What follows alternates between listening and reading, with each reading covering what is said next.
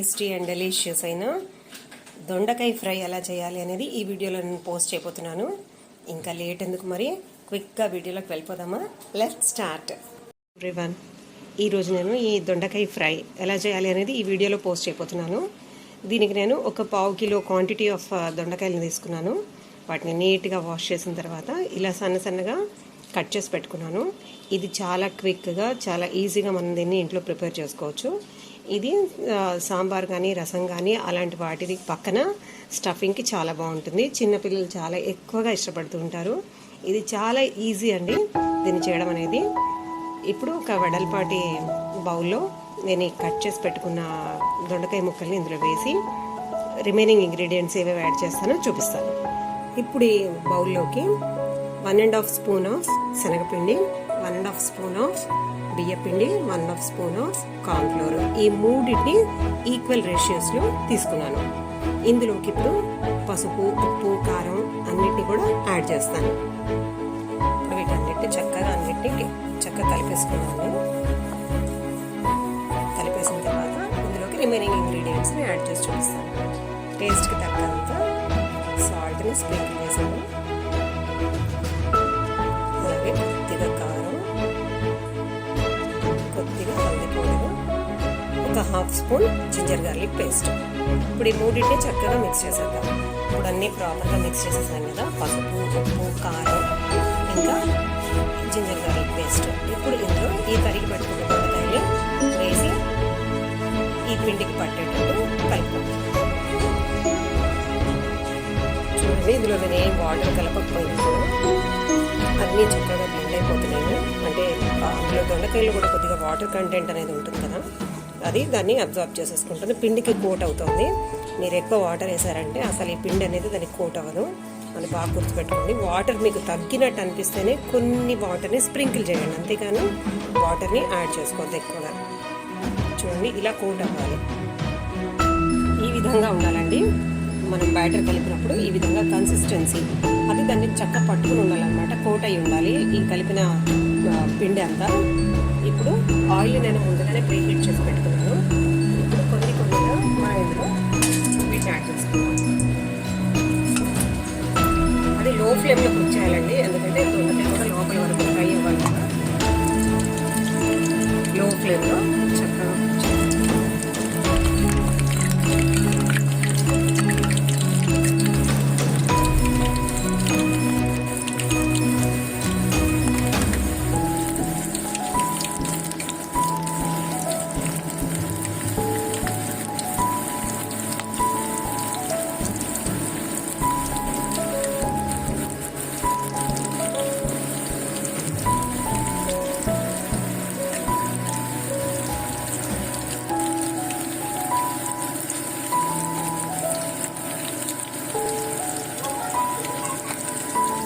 చక్కటి golden బ్రౌన్లోకి fry అవుతున్నాయి. చూడండి, లో ఫ్లేమ్లో మనం అన్నిటిని ఫ్రై చేసుకోవాలి.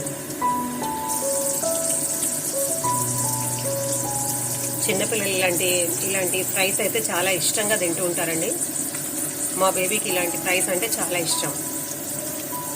ఇంకా తన కోసం అన్నా మేము ఇలాంటి స్పెషల్స్ అనేవి తనకి చేసి పెడుతూ ఉంటాము, అవుట్ సైడ్ ఫుడ్ని అవాయిడ్ చేయడానికి. చూడండి, మంచి గోల్డెన్ బ్రౌన్లోకి వచ్చేసినాయి కదా, టర్న్ అయిపోయినాయి కదా. ఇప్పుడు వీటన్నిటిని తీసివేసి ఒక టిష్యూ పేపర్ పెట్టుకున్న ప్లేట్లోకి నేను సర్వ్ చేస్తున్నాను.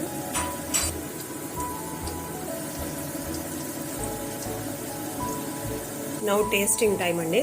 కార్తిక, టేస్ట్ చేసి చెప్పు. నచ్చిందా? ఓకే.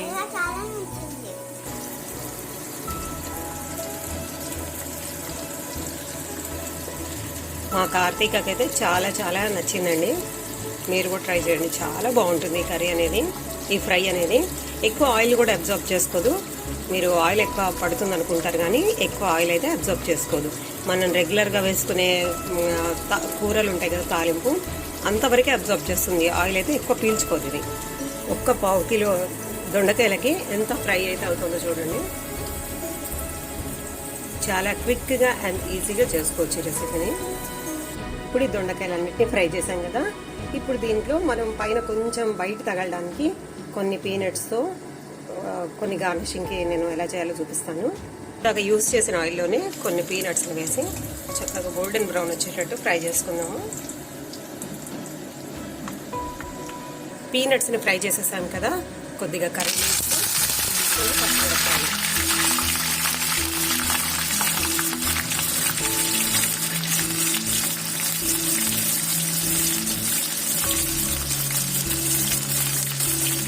మనం ఫ్రై చేసుకున్న పీనట్స్ని ఈ కర్రీలో వేసి అంతా చక్కగా మిక్స్ చేసేద్దాము.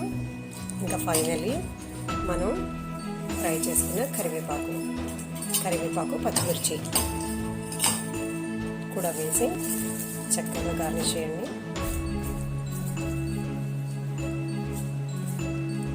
ఎంతో డెలిషియస్, ఎంతో టేస్టీ అయిన దొండకాయ ఫ్రై రెడీ అయింది. మీరు కూడా ట్రై చేయండి, చిన్నపిల్లలు చాలా ఇష్టంగా తింటారు.